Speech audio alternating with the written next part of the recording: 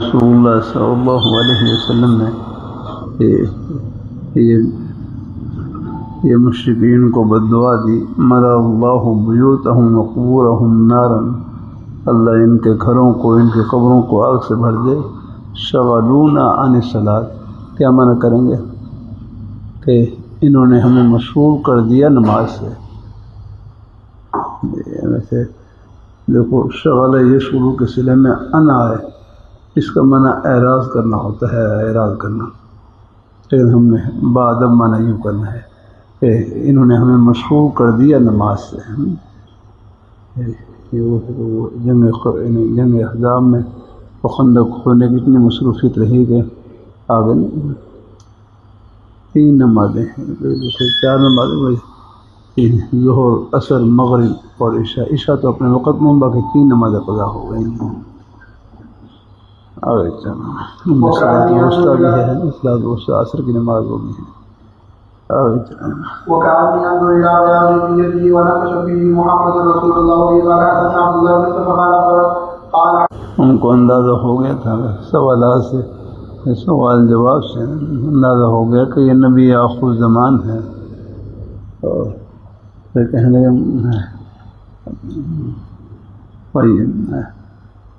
وَإِن يَكُن مَا قُلْتَ حَقًّا، وہ باتیں جو آپ نے بیان کی ہیں اگر یہ حق ہیں، پھر ایک وقت آئے گا کہ جہاں میرے قدم ہیں یہاں ان کی سلطنت ہوگی۔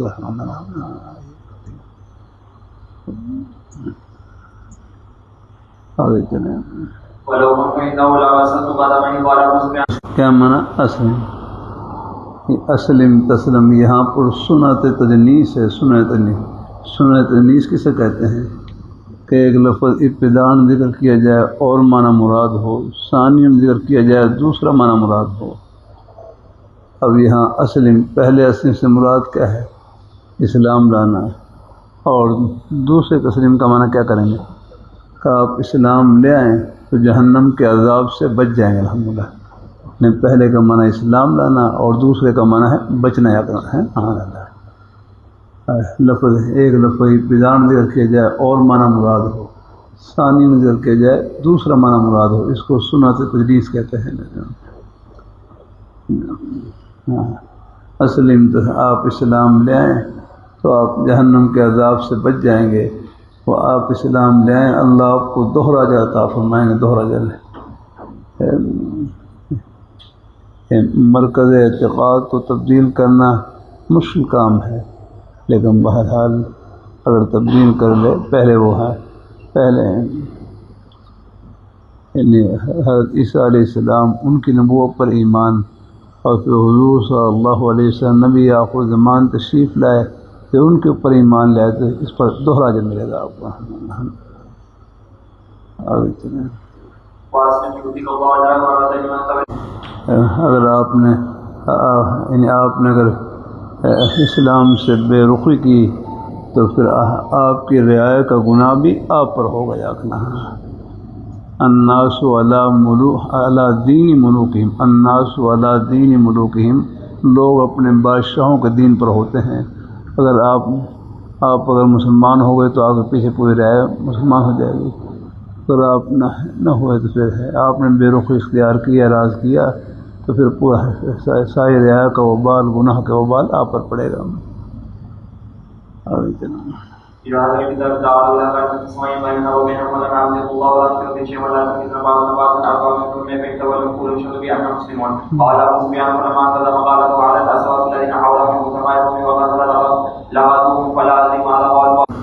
جب کسی بستی پر، کسی علاقے پر حملہ کرنے کا ارادہ ہوتا تو آپ قوم لم یغر حتی یصبح، آپ صبح تک انتظار کرتے، اگر اذان کی آواز آ جاتی پھر آپ حملے سے رک جاتے، اور اگر اذان کی آواز نہ آتی تو پھر صبح کی نماز کے بعد پھر حملہ شروع کر دیتے ہیں۔ تو اذان یہ شاعر اسلام میں سے ہے، مسلمانوں کی نشانی میں سے ہے نہیں اذان۔ شاعر اسلام کی کیا تعریف ہے؟ شاعر اسلام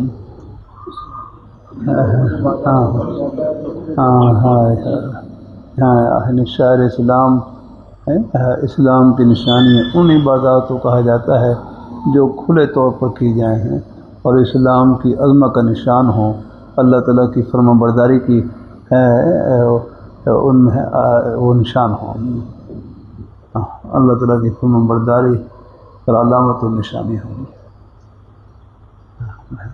اللہ تعالیٰ قبول کرنا ہے بھائی مولانا زبیر صاحب کی اور کیا تعبیر ہے بھائی، اور بھی کوئی اور تعبیر بھی؟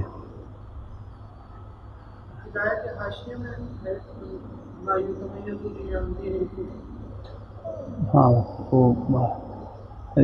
وہ دین ما یتمیز به عن دین الکفر، ہاں ٹھیک ہے، وہ بھی ہے، وہ ان نشانیوں کو جن کے ذریعے یعنی کفر دین سے جدا ہو گیا ہے، ٹھیک، لیکن بہر وہ بھی ہے، لیکن ایک آسان سی نشانی ہے، بنایا میں بھی ہے، ہدایہ کے جو شرح ہے عربی کے اندر ہے، بنایا 12-13 جلدوں میں ہے، فتح القدیر اور مشاہ کو شرح ہو، بنایا میں غالب میں دیکھی تھی۔ اللہ تعالیٰ اپنی مہربانی فرمائے۔ کہ کر رہا تھا کہ ہاں شاعر اسلام ان نشانیوں کہا جائے، یعنی شاعر اسلام کیا بھی تعریف کی نہیں، ہاں ان عبادات کو کہا جاتا ہے جو کھلے طور پر کی جائیں، جہاں جہاں اور اسلام کی عظمت کا نشان ہو، الحمدللہ اللہ تعالیٰ کی فرما برداری کا نشان ہو۔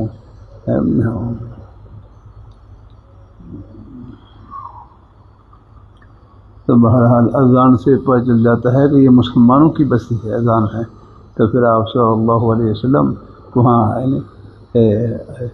اپنے پیارے صحابہ کو حملے سے روک دیتے ہیں۔ آگے چلیں، صلی اللہ علیہ وسلم کسی غزوے کا ارادہ فرماتے ہیں تو آپ اللہ ورّا بغیرہا،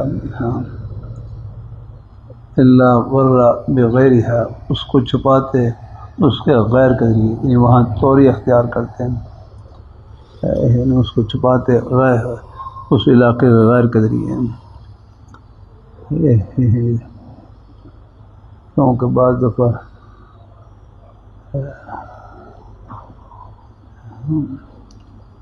یعنی کوئی بعض دفعہ کوئی یعنی لشکر میں جاسوس بھی آ جاتے ہیں تاکہ ان کو دشمن کو اطلاع نہ ہو جانا۔ مثال کے طور پر میں کر رہا ہوں، مثلاً آج کے دور میں اگر آپ نے مثال کے طور پر گجرانوالہ کا علاقہ ہے، گجرانوالہ کی طرف ارادہ ہے لشکر کا، لیکن باتیں قصوری کر رہے ہوں گے،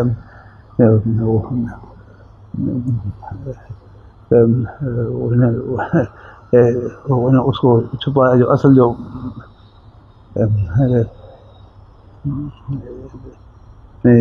ساتھ میرے قصور پر حملہ کرنا ہے، وہاں حملہ کرنا، حالانکہ حملہ دوسرا ہے۔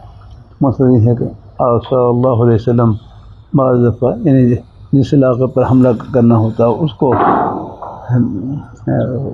اس میں توریہ کرتے، اس کو چھپاتے تاکہ دشمن کو اطلاع نہ ہو۔ آگے چلیں۔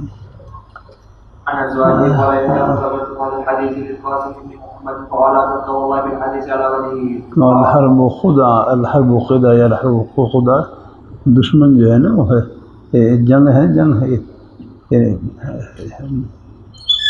خدا ہے، یعنی خدا کا معنی دھوکہ ہے نا، جنگ میں دشمن کو دھوکہ دینا ہوتا ہے نا، یہ بھی جنگی چال کا ایک حصہ ہوتا ہے۔ اور چلیں باب الخروج في رمضان وفي قال حدثنا علي بن عبد الله قال حدثنا سفيان قال حدثنا زهري عن عبيد الله عن ابن عباس رضي الله عنه قال خرج النبي صلى الله عليه وسلم من اتبع الهدى۔ بہرحال سلام یعنی کافر کو ابتدا میں سلام نہیں کرنی چاہیے، اگر دعوت کی نیت سے سلام کرنا ہو تو پھر پھر یوں کہہ دیں سلام علی من اتبع الہدی، الف لام کے ساتھ بھی کہہ سکتے ہیں کیوں قرآن پاک میں الف لام کے ساتھ استعمال ہو، والسلام علی من اتبع الہدی، سلام کے بغیر بھی اور سلام دونوں طرح سے یہاں حدیثی میں یہاں پر یہاں ہے جو آپ نے ہمارا نامہ لکھا خط لکھا اس میں سلام علی من اتبع الہدی، تو کافر کوئی پیدا بھی سلام نہیں کرنی چاہیے، اگر کہیں دعویٰ کی نیت سے کرنی ہو تو پھر یوں کہیں کہ السلام علی من اتبع الہدی، یہ السلام علی من اتبع الہدی ہے، دونوں کو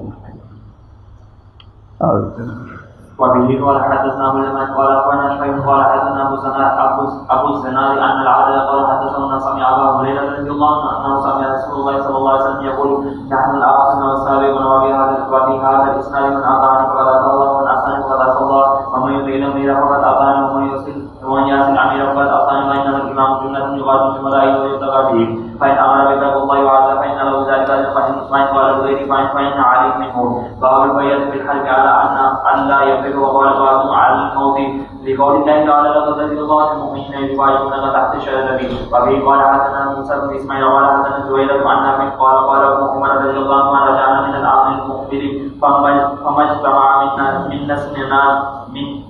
نسنا تمغہ ہے جنت کا سب سے بڑا انعام کون سا ہے سر؟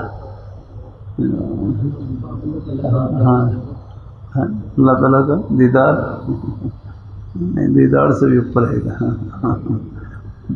اللہ تعالیٰ کا سب سے بڑا انعام ہے،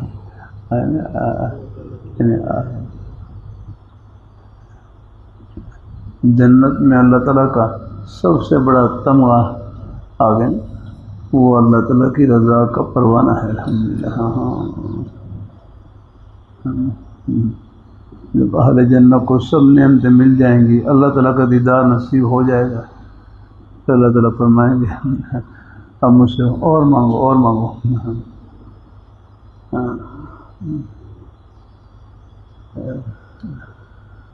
رقائت یوسف میں کے واقع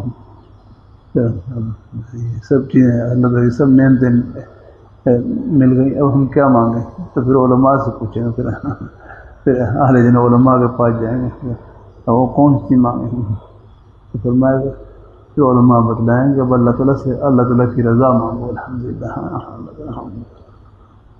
اس میں اللہ تعالیٰ کی سب سے بڑا تمغہ جو ہے نا، اللہ جنت میں سب سے بڑا تمغہ وہ اللہ تعالیٰ کی رضا کا پروانہ ہے، اور وہ اللہ تعالیٰ نے صحابہ کرام دنیا میں ہی صحابہ کرام کے نام کا جز بنا دیا رحمۃ اللہ اپنے نظام میں، کہ صحابی کا نام پورا نہیں ہو سکتا جب تک ان کے نام کے ساتھ رضی اللہ عنہ کو لفظ کہہ دینا۔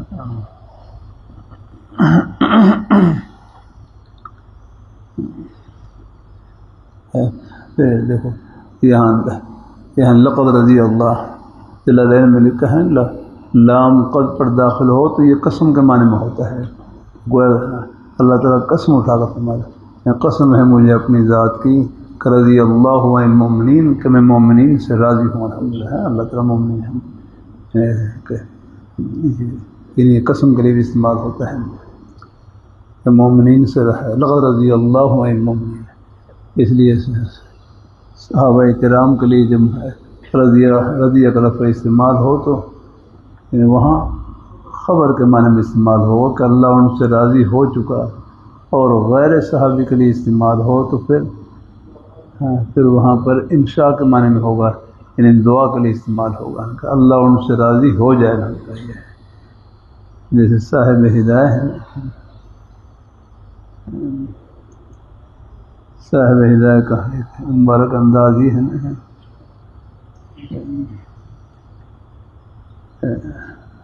کسی مسئلے میں اپنی رائے پیش کرنی ہو تو قال العبد الضعیف کہہ کر اپنی رائے کا اظہار کرتے ہیں،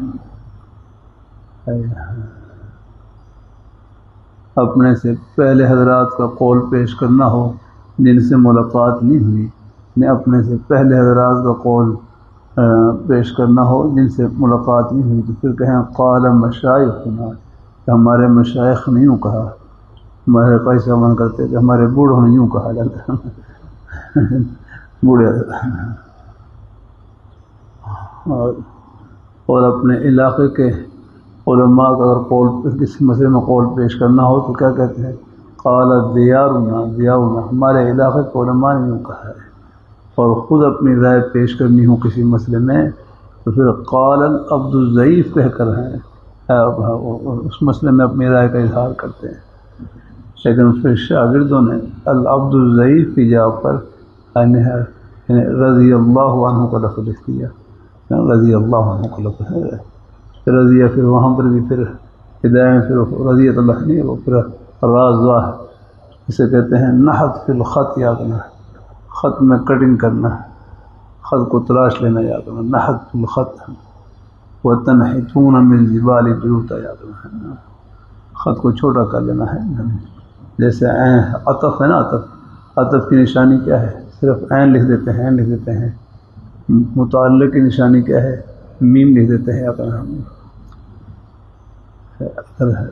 جار مجرور پر میم لکھی ہو تو وہ متعلق کی ہے، مخفف ہے، اور ما قبل فعل یا شعر فعل پہ میم لکھی ہوتی ہے نا، وہ متعلق کا مخفف ہے.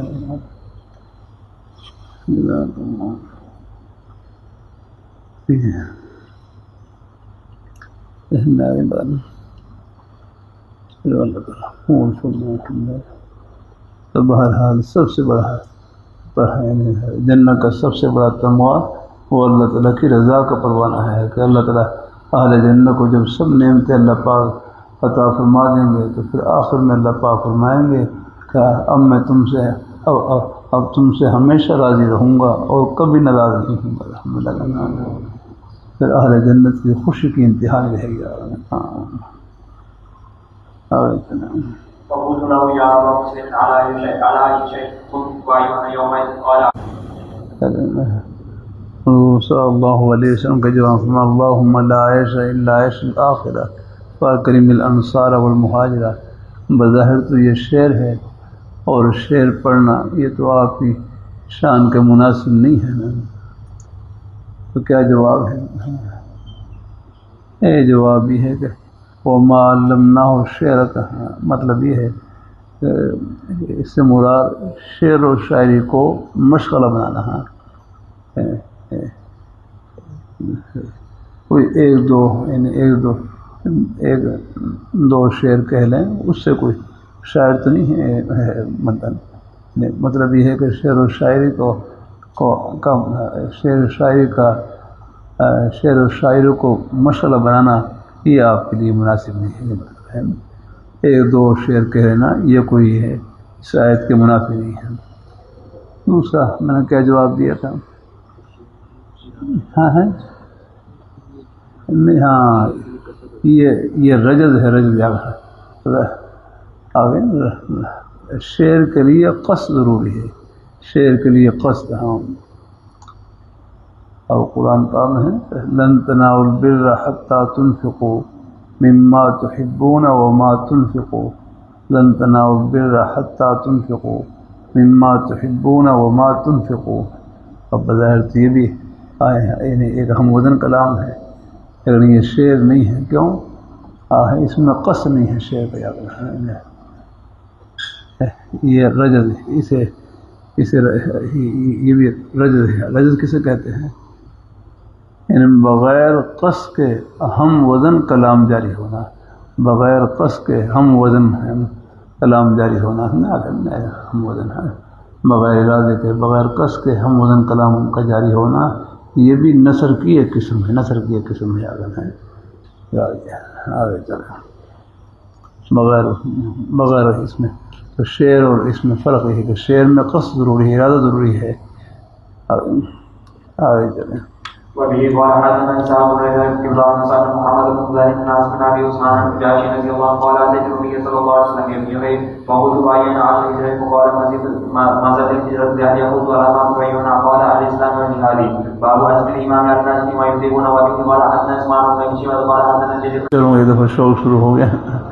کوئی شعر بنا بھی لیا تک بس کوشش کرتا کہ کیسے کافی مل جائے.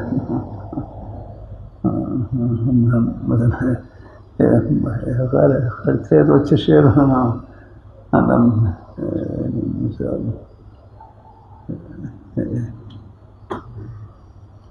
تیرے در پہ جھکا ہے جو پھر آگے کسی کے نہ جھکا ہے وہ، تیرے در پہ جھکا ہے جو پھر آگے کسی کے نہ جھکا ہے وہ، تیرے در سے نکلا ہے جو مثل فرعون بنا ہے وہ۔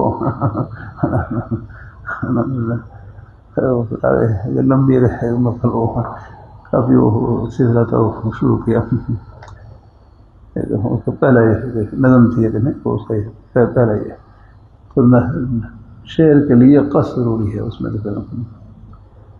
تو مجھے کچھ تھوڑا سا اس طرح کوئی شعروں کا شوق نہیں پڑے تو شعر بنانے کا، پھر میں نانا جی کہنے لگے بیٹا جس کام میں لگے اسی میں لگ رہے ہیں آپ، ورنہ پہلے یہ تھا بس شعر کو کہہ جوڑنا، ہر وقت فکر ہے کہ دوسرا مصرع کیسے بنائے، تو بہرحال اللہ تعالیٰ کی مہربانی باقی کچھ کلمات میں سے اللہ تعالیٰ ڈال دیتے ہیں، ہم ہو بھی جاتے ہیں۔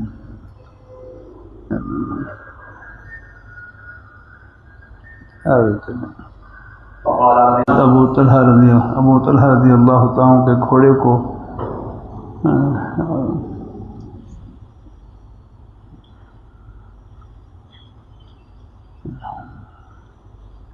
سوار ہو کر تشریف لے گئے، اہل مدینہ گھبرائے شاید کوئی دشمن نے حملہ کر دیا ہے، تو آپ صلی اللہ علیہ وسلم اور ابو طلحہ رضی اللہ تعالیٰ عنہ ابو طلحہ کا گھوڑا لیا اور آپ اکیلے ہی سوار ہو کر تشریف لے گئے۔ میں مارائینا من شیئن، میں گھبراؤں کوئی پریشانی ہے یعنی کوئی خطرہ نہیں کسی کا۔ وہ ان وجدناہ لبحر، ان کون سا ہے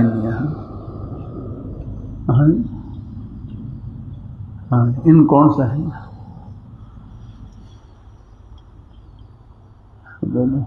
پرانی چیزیں میں احساس آتی ہے۔ ہاں بولو۔ ان مخففہ من المثقلہ ہے، ان مخففہ اس کی نشانی ہے، اگر اسی خبر پر لام تاکید کا آ رہا ہو تو وہ ان مخففہ نہیں، وہ اصل میں ان تھا، ان سے اس کو مخفف کر لیا گیا ہے۔ وَإِن وَجَدْنَاهُ لَبَحْرًا وَإِن كَانَتْ لَكَبِيرَةٌ إِلَّا عَلَى الْخَاشِعِينَ وَإِن كَانَتْ وَإِن کا معنی اگر نہیں کریں گے کچھ ہے ان مخففہ من المثقلہ ہے تو بے شک یہ نماز بھاری ہے، إِلَّا الْخَاشِعِينَ مگر خشوع کرنے والوں پر بھاری نہیں ہے۔ وَإِن كَانَتْ لَكَبِيرَةٌ إِلَّا عَلَى الْخَاشِعِينَ یہاں وَإِن وَجَدْنَاهُ کہ بے شک میں نے اس گھوڑے کو باہر پایا، تو باہر کیا مطلب ہے؟ باہر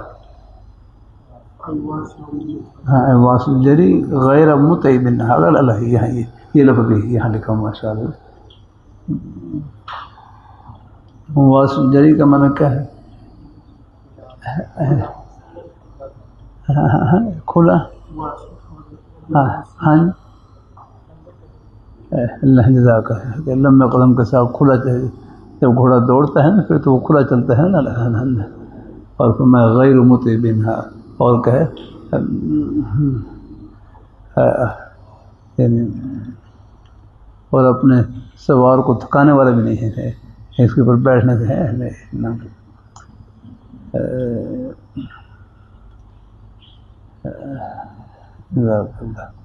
لمبے قدموں کے ساتھ وہ چلتا ہے، جب تیز دوڑتا ہے تو پھر وہ لمبے قدم کھلا چلتا ہے، جزاک اللہ۔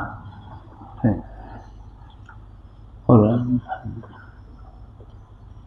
اللہ تعالیٰ اپنی مہربانی فرمائے،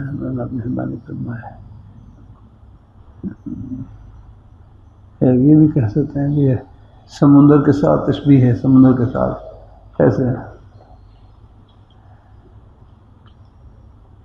یہاں باہر سے مراد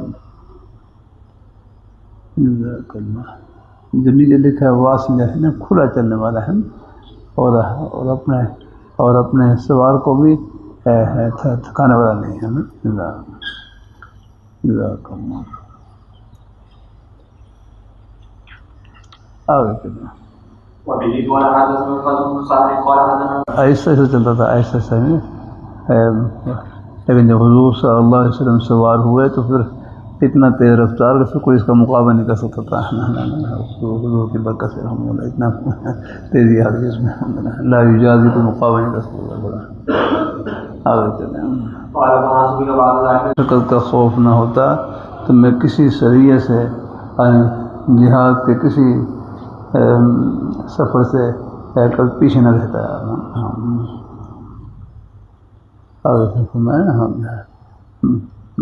میں تو چاہتا ہوں کہ میں اللہ تعالیٰ کے راستے میں قتال کروں، پھر میں شہید کیا جاؤں، پھر زندہ کیا جاؤں، پھر شہید کیا جاؤں، پھر زندہ کیا جاؤں. پہلے بتلایا تھا نا، نبوت کا درجہ وہ تو شہادت سے بڑھ کر ہے، پھر شہادت کی تمنا کیوں؟ نبوت کا درجہ تو شہادت سے بڑا ہے. تو پھر شہادت کا ایک سادہ سا جواب یہی ہے کہ بعض دفعہ افضل کے ہوتے ہوئے مفضول کی تمنا کرنا جائز ہے. نہیں، بعض افضل کے ہوتے ہوئے بھی مفضول کی تمنا ہوتی ہے. جیسے آپ دیکھ لیں کھانے میں گوشت ہو، سبزی ہو، گوشت والا ہو بنا ہو، لیکن پھر بھی چٹنی کی تمنا ہوتی ہے تو ساتھ چٹنی کو تھوڑی بہت. یعنی افضل کے ہوتے ہوئے مفضول کی تمنا کرنا جائز ہے. یعنی مفضول کی تمنا کی جا سکتی ہے. ولو بسوا أن يقاتلوا في سبيل الله فقتلوا ثم أعيدوا ثم قتلوا ثم أعيدوا. باب الأجر. وقال الحسن والبصري يقسم للأجر من المغنم وأخذ عطية ليس مقارنة عن مثل ولا سام فرس 400 دينار فأخذ 200 وعاد صاحبه 200 فبه قال حسن الله جان پڑھا نا دیہاتی آدمی آپ نے شاباش کہ اللہ پاک کی بارگاہ میں کرے گا یا باری تعالیٰ میں تو کھیتی باڑی کرنی ہے، کھیتی باڑی آ رہے میں نے کھیتی باڑی کرنی ہے. اللہ کا کر لو کھیتی باڑی کر لو، لیکن وہاں کھیتی باڑی میں نہیں کوئی 6 مہینے لگے نہیں، بس کوئی ایک ہی لمحے کے اندر یاد رکھنا، بس ہم وہ بیج ڈالیں گے، وہ ایک ہی دیکھتے دیکھتے وہ لمحہ اگر تنا بن جائے گا، شاخ لگ جائیں گے اور سب پورا اور کڑ پہاڑ جو ڈھیر لگ جائے گا.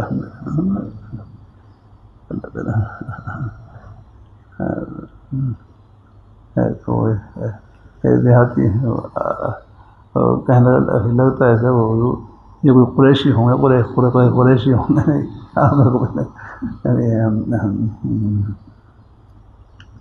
میں انصاری اسے کوئی حضور سے مسکرائے. کھیتی باڑی کرنے والے لوگ وہی اس کی تمنا کریں گے. نہیں وہ کسی یہ تمنا بھی ہوگی افضل کے ہوتے ہوئے اب مفضول کی تمنا کر رہے ہو، سائی نیم کا کھا لیں پھر بھی تمنا کر لیں، اس میں ہے گنجائش. آگے چلیں.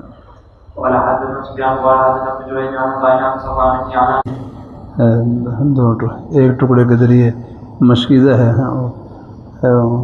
اس کے منہ کو باندھ دیا اور دوسرے پر جو کھانے کا دسترخوان تھا اس کا منہ باندھ دیا. تو میں اسی وجہ سے ان کا نام رکھا گیا ذات النطاقین. ہاں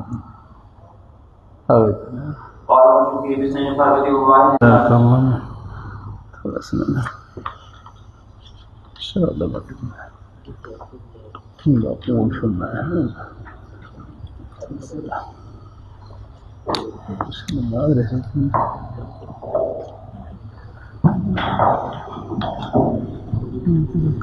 بسم اللہ